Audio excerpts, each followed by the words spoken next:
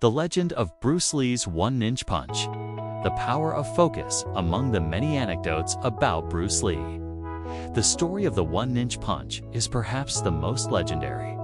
It not only demonstrated his extraordinary physical power, but also embodied a profound philosophy of martial arts and life. In the mid-1960s, while Bruce Lee was still teaching martial arts in the United States, his reputation began to spread. However, within the traditional martial arts community at the time, many were skeptical of his somewhat unorthodox theories and training methods.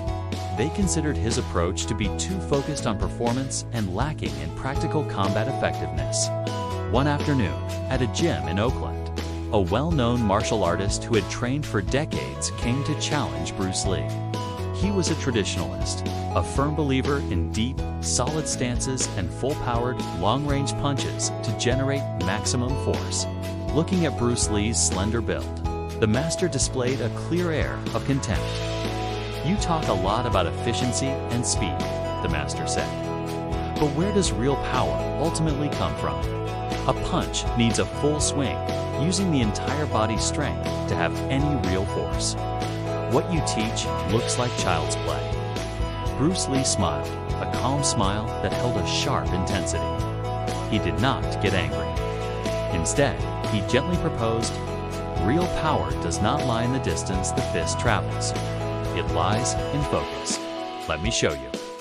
He turned and asked one of his students to stand just 1 inch, about 2.54 centimeters, away from him. Everyone in the gym held their breath, unsure of what was about to happen. How could anyone throw a powerful punch from a distance of only 1 inch? Even the challenging master smirked. Bruce Lee did not assume an aggressive stance. He stood relaxed, 1 foot slightly forward. He did not pull his arm back for a wind-up.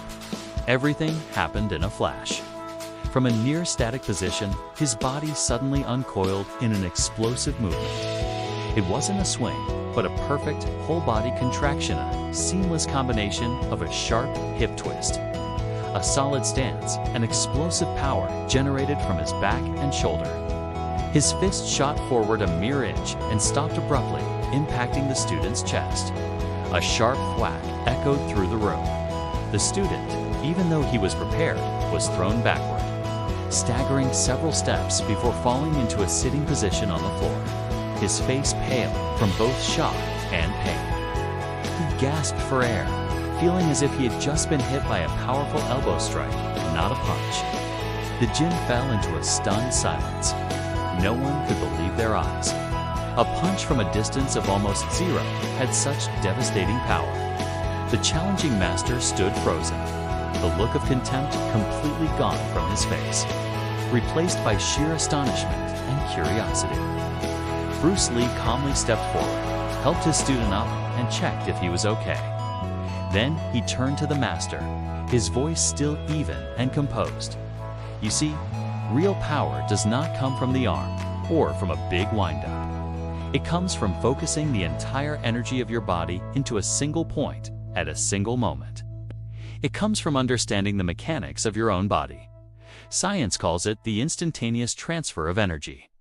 But in my martial arts philosophy, it is the purity of intent and action.